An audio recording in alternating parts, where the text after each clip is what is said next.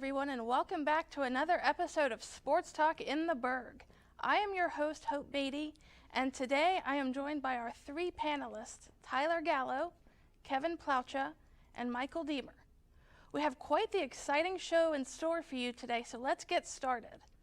Our first set of topics center around the NFL. Mitch Trubisky recently signed a 2-year deal with the Steelers. Do you feel like he can become the next starter for the Steelers? And will he keep their 500 and above record streak alive, since the franchise has not had a losing season since 2003 when they finished with a 6-10 record? Michael, what are your thoughts on this? You know, I'm going to say that they can, but I think he's going to be the starter for just 1 year. I think the quarterback class is going to be stacked next year. They got Bryce Young coming in, C.J. Stroud. I think this is just a rental. But, yeah, I think he actually will keep the streak alive. The two guys you mentioned, though, Bryce Young and C.J. Stroud, do you really think the Steelers will have a high enough draft pick to be able to get Well, they're too strong enough. I mean, like, there's probably a bunch of quarterbacks underneath them. Like, there's the Probably. Name some. Probably. I'm kidding. No, I view the I agree. I view the MVP as a stopgap for the next quarterback, and I think it's a completely low-stakes situation for him to thrive in. He was sort of ruined by Matt Nagy getting ruined by the double doink a couple years ago. So I see him gaining confidence back with Mike Tomlin and potentially keeping that streak alive. Definitely the starter. So last season I said I don't know how they're going to keep their 500 streak alive, but somehow they did. But I don't know how they're going to do it again this season with Mitch Trubisky. But like you said, it's a very low-stakes situation. You're competing with Mason Rudolph and Dwayne Haskins. Yeah, not much to really beat there. With the Steelers signing Trubisky, center Mason Cole, and re-signing Chuks Okorafor, what route do you think the Steelers should take in the draft this year? Kevin, let's start with you. So I think the Steelers should probably go towards a lineman. You got a couple options. You have Tyler Linderbaum at Iowa or Kenyon Green from Texas A&M. If you want to go for a later round idea, you could try and get a speedy running back to go behind Najee Harris because he took a beating last year. And, you know, eventually they're going to need someone to. Well, look, Kevin, I think they should just continue to build for the future in this draft. Not a quarterback, because, like you said, there's quarterbacks down the line they can get. But, you know, defensive line, offensive line, guys that they can, you know, strengthen the blockade before they go all in on that future quarterback they want to protect. They were actually last in run defense, so I think that you're right. I think they should take a lineman. I think someone who would fall in their lap would probably be Nakobe Dean. I think that would be pretty good to maybe strengthening the run defense. And, yeah, being last, it's definitely something you need to improve on, especially if you want to keep that 500 streak alive that we said earlier. Another thing I think they definitely need is some help for their secondary, because I don't know if you guys watched any of the games last year, but they kept getting burnt. And I just think, definitely. I mean, besides the linemen, like you said, Michael, I think some secondary help would definitely be necessary. I definitely agree with you there, Kevin. Anyway, Tom Brady recently announced that he is returning for his 23rd season. Do you feel like he is headline grabbing for attention? Or does he really want to avenge last year's playoff loss? Tyler, what are your thoughts on this? Well, I'm going to have a call back to a prior show where I said it was kind of awkward for him to not go out on top since he's done it so many times in his career. He could play for another 5 seasons for all I care. As long as he ends on a Super Bowl, I think that's how he wants to go out on his own terms. He was definitely headline grabbing, though. I mean, he tweeted that he was going to return right after the selection show for March Madness. Honestly, though, he probably was weighing it for 2 months. Also, I'm pretty sure his kids annoyed him for 2 months, so then he's like, all right, it's probably time to go back. I mean, all the quarterback changes that we're going to talk about in a little bit certainly, I'm sure, helped his decision, right? Yeah, I definitely agree with that. But also, like, what is he probably headline grabbing? Like, you see ESPN and Bleacher Report all the time. Like, if he takes a breath, or like LeBron James takes a breath, that's also just a headline in itself. He was sitting at the Manchester United Tottenham game. And it's like, oh, he's at the game, and that was just a storyline in itself. So I don't think he's headline grabbing. Well, you know, headlines are going to follow him wherever he goes. I mean, he can still be a dominant player. I mean, we saw that last season. I mean, what a season it was for him. And like I said, you know, it was so weird for him to not go out with a Super Bowl ring. And I think that's what he's going to do this year to try to, and maybe stay for another year if he doesn't get it this year. Yeah. Last week, Russell Wilson and Carson Wentz each found new homes while Aaron Rodgers is staying put in Green Bay. Who out of the trio do you think will have the biggest impact on their respective teams? Kevin. Yeah, so Hope, like you mentioned, the QB noise over the last couple of weeks was very, very large. I'm going to go with Russell Wilson, who got traded to the Broncos recently. I think they were just a quarterback away from really making some potential noise in the playoffs last season. You know, they're talented all over the place, but just not in recent seasons with Drew Lock or Teddy under the bridge water. Yeah, and that's also true. You said Aaron Rodgers. I'm going to say Carson Wentz. Carson Wentz. Well, wait. Carson Wentz. Guys, Carson Wentz. Hear me out. I mean, like, obviously, Washington needed a quarterback. They still have pretty good players. Carson Wentz is a good quarterback. Listen to this. I feel like they could actually make the playoffs He once again. couldn't thrive on a team that had a great roster around, or a solid roster around him in Indianapolis. He's going to go to He was Washington. 1 win away. He's going to go to Washington where he has one wide receiver to throw to in Terry McLaurin and think he's going to do better than he did in Indianapolis. I don't agree with that whatsoever. Aaron Rodgers won back-to-back MVPs. Back-to-back MVPs. He's getting paid so much money. He's getting paid so much Devontae money. Adams doesn't want to play under the cap. They're in cap hell Anyone right now. other than Aaron Rodgers this season after winning back-to-back MVPs is asinine. I would like to see Russ thrive in a new situation. That's for sure. That division is going to be insane. An Derek Carr's the that worst values quarterback him. of that But division. Aaron Rodgers has won consecutive. The most valuable player to his team in the league. Carson Wentz could not do anything on Indianapolis. And Washington's horrible. What's interesting though is that Devontae Adams will not probably play because now they're in cap. Okay, craziness. he's still got a good team around him. Sure. Moving on now to the MLB. While over spring break, the MLB finally came to an agreement with the Players Association on a new CBA after a 96-day lockout. What is your biggest takeaway from this new deal? Tyler, what are your thoughts? Well, let me step up to the plate here and take a swing because it's the universal DH. I think that's the biggest part of this deal. Finally. It's going to give guys that haven't prior or before had a chance to thrive, the guys that don't necessarily have a position. I'm thinking, I hate to bring up the Mets here, but guys like J.D. Davis or Dominic Smith can slide into that role. You can really slide. And Nelson Cruz signing with a National League team, something he hasn't played on in a long time. So I think this is a good step in the right direction. I'm going to have to agree with you on that universal DH, and I don't know if this was a true part of the CBA, but no more 7-inning doubleheaders and no more runner on second in extra innings. I'm really, really happy about that. I'm definitely going to say the shift ban. I mean, I personally didn't like the shift, but then again, it was a part of the strategy. It's true, and there's also It's teams so that have used the heck out of the shift as Yeah. well. I mean, I think the Mets were the team that shifted the most all season last year. Mets. Well, that's a stat that I just remembered. Yeah. But I'm gonna miss guys like Jacob deGrom taking at bats and stuff. Guys like that are actually good hitters in the league, like Adam Wainwright. But it's a good step in the right direction, and the players are actually being valued a little bit more in this CBA deal, which is a great part of it. Yep. Twitter was in a frenzy on Saturday when the Blue Jays signed left-handed pitcher Yusei Kikuchi to a 3-year, $36 million contract. How big of a signing is this for the Blue Jays, and do you think this puts them over the hump? Michael, what are your thoughts? I'm gonna say, to be honest with you, before that even happened, I didn't really know who he was. I'm not really a big baseball fanatic. I mean, he was a Japanese import, probably had a lot of expectations, but I don't think he's the answer. Here's the main issue with Yusei Kikuchi. I wouldn't say Twitter was really in a frenzy either about him, but pitching does win for you in October, and they've built a nice rotation in Toronto. But after the sticky stuff ban, Yusei Kikuchi was not the same pitcher. He was an all-star last year, but after he had a 3.67 ERA and 4.41 FIP before. After 5.08 ERA and 4.79. Really, and in Seattle, he's going to move to a ballpark in Toronto that's going to not really be friendly to him a little bit. They have a good rotation though. Jose Barrios and Kevin Gausman. That's a good building. It has the potential to be a real boom or bust rotation with how these players have played over the years. I was going to touch on that, Tyler. It does really complete their rotation. They have Barrios and Hyunjin Ryu, Alec very Manoah. good. I mean, that big Kevin Gausman signing. Compared to the Gausman signing, they got Kikuchi for pennies on the dollar. But Gausman was the same way. Gausman was an all-star, but after the sticky stuff ban, Gausman was not the same pitcher either. I just think that the Blue Jays, and they've added Matt Chapman today as well. They're adding really well. And they're in talks with Jose Ramirez. Again, this is a team that might be in first place in the American League East next year. So staying with the MLB, what do you think will what team do you think will make the biggest free agent splash in the coming weeks in baseball? Kevin, what are your thoughts?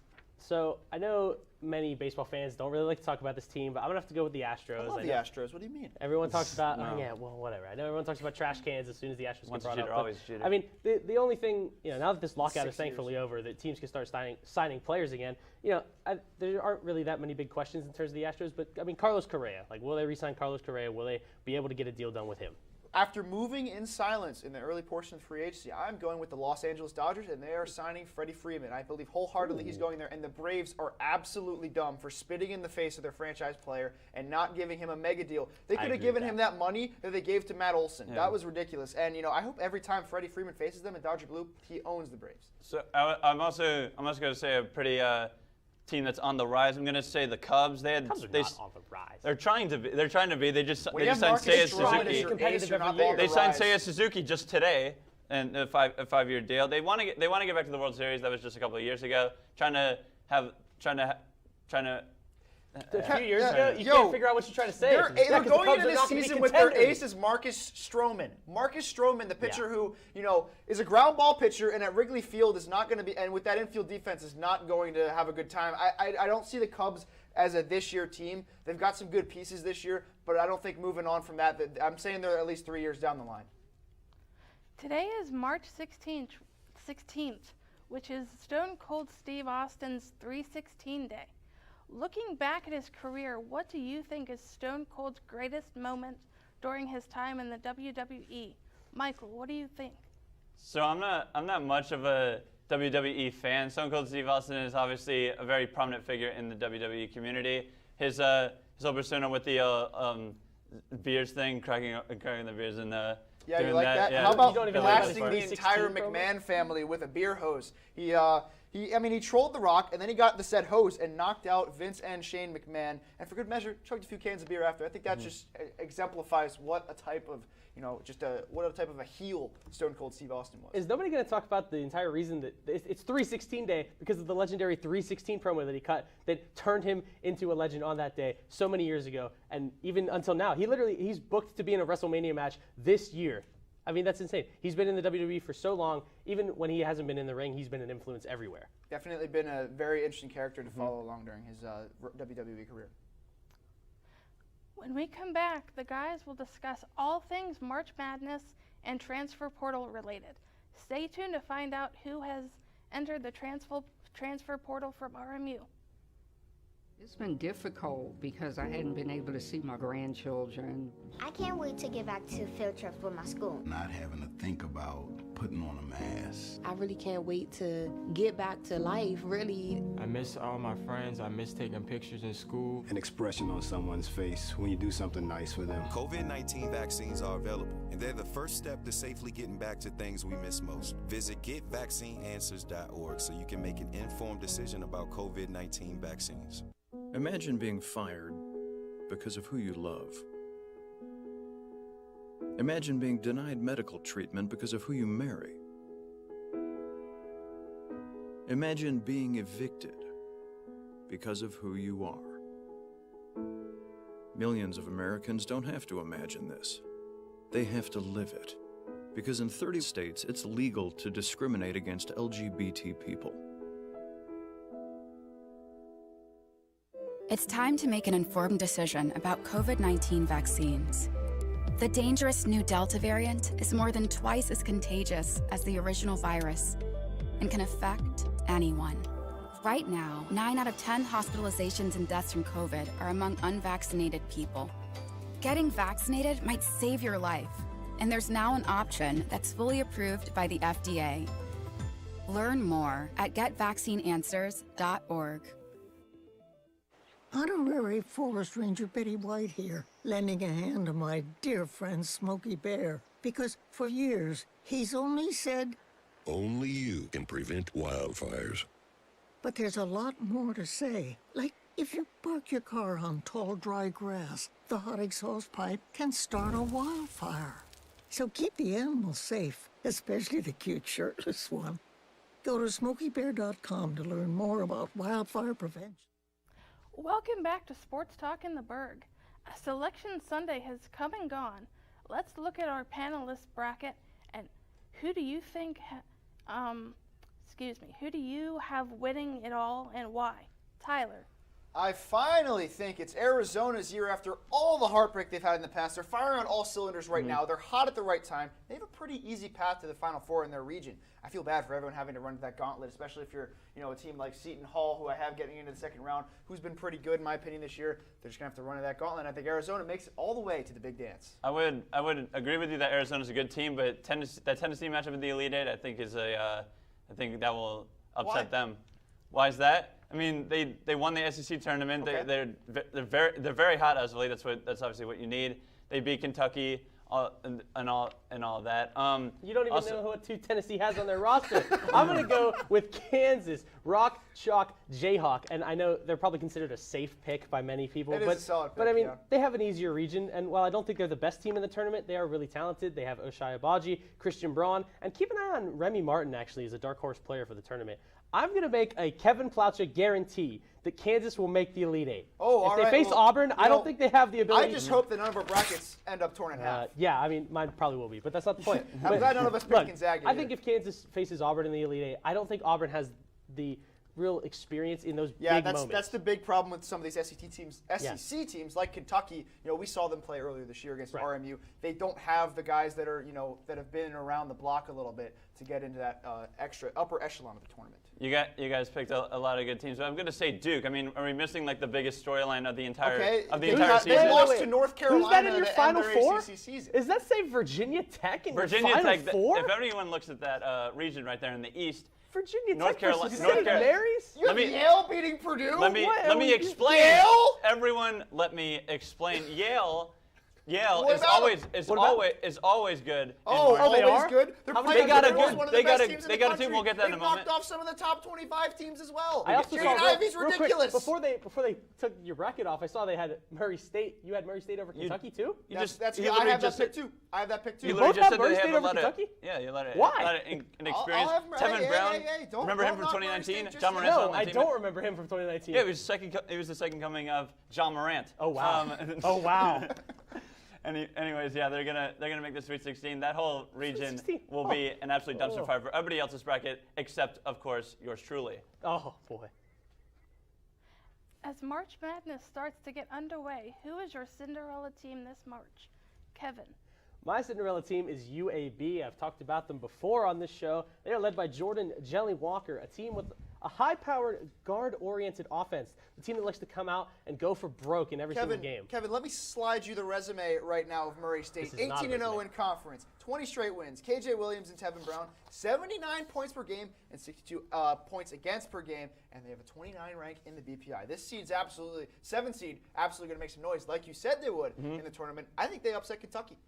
I definitely agree with that. You guys all have really good picks. I have actually all of them winning a first-round game, but no one is going as far as Virginia Tech going to the Final Four. We know. We saw. That We whole already path, talked about that it. whole path, I feel like, I mean, an 11 seed, I mean, that's no stranger to the Final Four. They lucked into winning that ACC tournament. Everyone's underrating Texas, by the way, in that first-round matchup. They're going to lose to Texas, I think.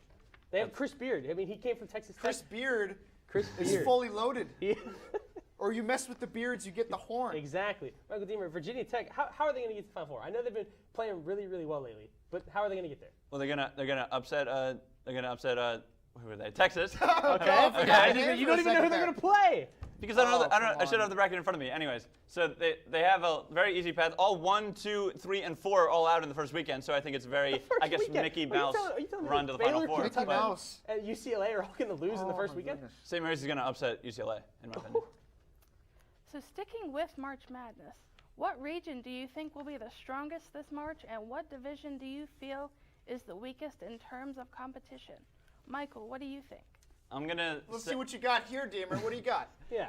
Well, we obviously saw that the East is very topsy-turvy, or it will play on that way. But the South region is obviously the very strongest one, in my opinion. The top left portion. I mean, we got Gonzaga, Duke. The South. I thought that was the West region. That's the West region. That's the West region. region. A lot of names. Michael, I agree with you there for the West, though. Gonzaga, St. Mary's, Vermont, all these teams that were really good in their conference. Duke, Davidson. St. Mary's isn't in the West. St. Mary's is in the West. Oh. St. Mary's is a 5 seed. They're in the bottom left. They're on the top That's the East. That's the 5 in the okay, the well, 5 in the West. There you go. Okay, I was like 7 for 8 there. Give me a break. And then the weakest is obviously I'm going to go with the Midwest. I think Kansas can just coast to a Final Four trip. Well, that was a part of the reason why. That was a part of the reason why I picked Kansas. Yeah, I think but they have the outside of St. Mary's not being in the West, you got Gonzaga, Duke, Davidson. I'm not going to say that again. Vermont, Texas Tech. All these good teams that could make some noise, make some upsets. It's a really very loaded region. Even Alabama, who could lose in the first round, or they could make it to the Elite Eight because they're depends who wins tonight, honestly. So overall, what player are you most excited to watch? What player are you most excited to watch this March, Kevin? So there is obviously so much talent littered throughout the bracket this year. Obviously the teams we mentioned, Gonzaga, Duke, Kentucky, the obvious choices. I'm going to go with Trace Jackson Davis of Indiana. He dropped 29-9 on Wyoming last night in the first 4. He's averaged 18-8 and over 2 blocks per game this season for a Hoosier team that was underseeded in my opinion. Indiana, I think they're also another sleeper team that they will beat St. Mary's, Michael. Who's your daddy? Oscar Tshiebwe is your daddy. Well, he's not become a global phenomenon just yet. I can't wait to see Oscar Tshiebwe, on a national stage against some good teams. He's averaging 17 and 15 on a great team in Kentucky, and he single-handedly destroyed RMU earlier this year. I was going to say, wasn't seeing him beat down RMU enough for you? No, I got to see him beat down some more teams. I know I was knocking on them with Wright State, but I think if anybody's going to lead them to that win, it's Oscar Tshiebwe against some of these smaller lineups. So as you said before, you guys ridiculed by picking Yale beating Purdue. I'm gonna say Azar Swain. Yale's not even gonna win. We'll see about that. He's shooting 40% from What did you say his name 40% was? from Azar Swain? Yeah, Azar Swain. Okay. Remember the name when they beat Purdue I will not on remember Thursday. the Who name. else is shooting 40%? Oscar Tshiebwe. From 3, he's shooting 40% from 3. Who also did? Cam Ferris, and he entered the transfer portal. And anyways, he's shooting, especially when it's good in March, they're a 90% free throw shooter. He's averaging 18 per game for Yale. I will say that I think he'll give Jay Nivey a pretty good... I will say free throw shooting is a big part of the tournament, so you have that there. I think he'll give Jay Nivey a pretty good... Moving on now to RMU sports. Robert Morris is one team that isn't in the tournament this year. However, they are still in the news as both Brandon Stone and Cam Ferris have hit the transfer portal. What are your thoughts on these moves, and do you think anyone else is going to transfer this offseason for RMU? Tyler. So I don't think anyone else is going to transfer from the team this season. I think they've got a solid supporting cast for this year. Although, it was just Stone this morning, and then Cam Ferris entered it. From what I'm hearing, though, Stone got the old heave-ho from Robert Morris from Andy Toole. Really? And I think that opens the door for a true center to join the team. Yeah, so I think it was kind of a unanimous thing between us that we all thought, we all were going to predict anyway, that Cam Ferris was going to transfer, and then he did. So we really don't have any more predictions. I don't think anyone else is going to transfer. If anyone's going to transfer, I've got one of 3 people. Chase Cook, who might go back to being a walk-on after this year and probably wants to figure himself out at a smaller school. Tristan Jeffries didn't play a lot this year as a freshman, or he wants to keep on the program. Or Matt Mayers, because if a true center comes in, Matt Mayers' playing time is going to go away. Yeah, I hope no one leaves though. Those are good names that are possible transfers, but that would kind of stink if they did leave, because if they actually stayed together, if they actually played all 4 years at Robert Morris, or at least the rest of their career, then who knows how they're going to do as a Colonial. RMU had a rough go of it on their West Coast trip, compiling a 2-6 record. What is the biggest key for them if they hope to rebound from this tough road trip? Michael, what are your thoughts? I think they just need another confidence boost. They went 9-1 in the very beginning. Played really good teams. I wouldn't even say this road trip was tough. They're playing some of the top 25 teams in the country in Oregon State and Washington. Yes. I think any wins you can take out of that trip are good. And they went 2-6. Yeah. They took teams from the 2 teams that made the Super Regionals last year in Seattle and Portland State. They took a win from. I think you just got to keep playing as well, because you're not going to face anyone this good until the tournament. Right. Yeah. Getting some confidence back. I mean, I know they were going to be set to take on Green Bay, but those got postponed. They're taking on Detroit Mercy tomorrow. So just get some confidence back in the first Horizon League matchup of the year. You never know what'll happen. Because they literally will not face anyone better than the teams, especially Washington. They're not going to face anyone better than them for the rest of the year. No. If you're Jex Varner, you're so happy with that performance over the weekend. Yeah, they got back-to-back no-hit, but it was against Oregon State, who has some of the best pitchers in the country. Right. Men's lacrosse struggled earlier this season with slow starts, but they have started better as of late. What do you think has changed for them over the past couple of games? Kevin.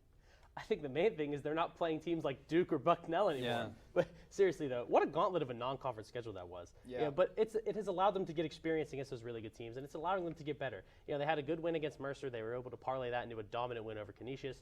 And, they most recently lost to High Point. It was a close one, though. And I think they're finally figuring out their identity, especially without Ryan Smith as their main guy on the team. It's going to be a team that's going to grind out wins and fight hard for every single one. They have a phenomenal cast of characters. They got Taggart Clark, some of these other guys that have really shown up this season. Corson Keeley, a big part of this roster. They've ran into a tough opponent who has one of the best players in the country in High Point, Asher Nolting, one of the best players in the country right now. I'm looking forward to ASUN play. Yeah, I'm definitely agree with that. That 23-6 win, that definitely that made everything It's a better, football I think, game. right? Yeah, exactly. Like Buffalo, Pittsburgh. Tyler Clark and the A-Sun preseason player of the year, if you guys remember, Corsi Keeley. So I remember because Tyler just mentioned him. Evan Helmich won Defensive Player of the Week in the A-Sun a couple weeks ago. Like, they have a good team. It's just they had to play some tough opponents like they did last year. Yep.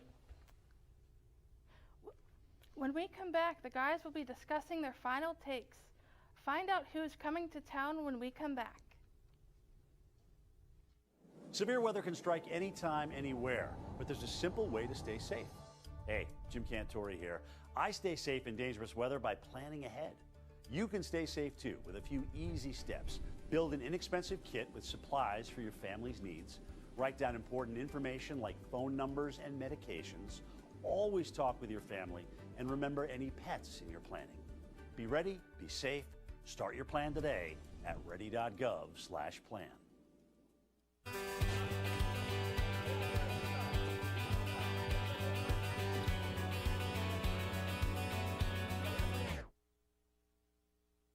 Volver a vivir esos momentos comienza con protegerlos contra el COVID-19 y sus peligrosas variantes nuevas. Obtén la información más reciente en detidepende.org o consulta con tu pediatra o proveedor de servicios médicos. Freedom. It's at the core of who we are. The freedom to live without fear, to jog where we please, to wear a hoodie. The freedom to breathe. Before we celebrate the freedom most Americans have, we must fight for the freedom all Americans deserve. Because all lives can't matter until Black lives matter.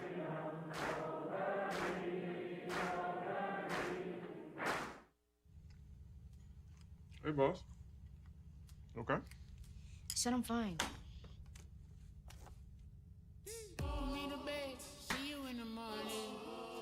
With the frosted Superman, but it wasn't on it. And we lost it. In my head, in my head, in my head.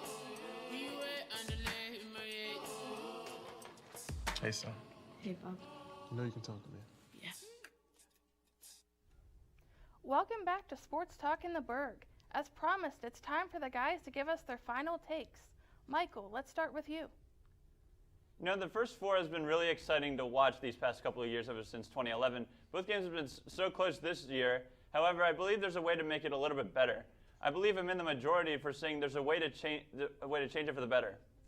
16 seeds who play each other, I don't believe is a good idea. I see both sides of the argument, but those schools from the MEAC or the SWAC shouldn't play against each other on national television. I understand the whole.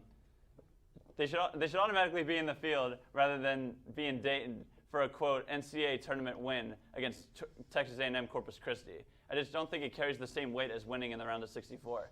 They should include at least 8 teams, the less bubble teams, and have them play in Dayton and let the smaller schools have a rest and enjoy the ride instead of losing before the tournament even starts. I believe the good exposure opportunity, but I believe it's also a disadvantage for them. As March Madness is now in full swing, the city of Pittsburgh welcomes 4 games to the PPG Paints Arena this Friday for first-round tournament action and 2 games on Sunday for second-round tournament action. A name that has everyone buzzing is Sister Jean. Unless you live under a rock or just don't follow college basketball, you know who Sister Jean is. The 102-year-old chaplain of the Loyola Chicago Ramblers will be traveling to the Steel City as they take on Ohio State in a 7 versus 10 seed matchup in the first round of the NCAA March Madness tournament. And unless you live under a giant boulder, you have heard of Loyola's recent success. In 2018, they made it to the Final Four as an 11 seed, which was the first time Sister Jean was seen nationally, and she captured the hearts of millions. Last season, 2021, they made it to the Sweet 16 as an 8 seed, taking down number 1 seed Illinois in the process and completely shutting down Kofi Coburn. Expect a big crowd as the Buckeyes take on the Ramblers to kick off Friday's tournament action in the Burgh. Let me first say roll hens, Kevin, and as all 3 Pittsburgh college basketball teams head into underwhelming offseasons surrounded in questions, I believe that it is now, more than ever, time for these teams to play each other again. Not only to save face, but to get people interested in basketball in the city. All 3 teams had poor attendance last season, and with 2 of the 3 having shiny new arenas, there's no better time to capitalize on some good PR. None of these teams have played each other since 2019, and RMU and Duquesne have not played each other since 2017, since RMU continues to have the upper hand against them, winning 7 of their last 8 against the Dukes. Moreover, Duquesne played 4 games here in 2019 while their new arena was being built, and none of them came against Robert Morris against the Colonos. And it was said earlier this year that Keith Dambrot and Capel will never play each other again, and I think it should happen. We'll see you next time on Sports Talk in the Burgh.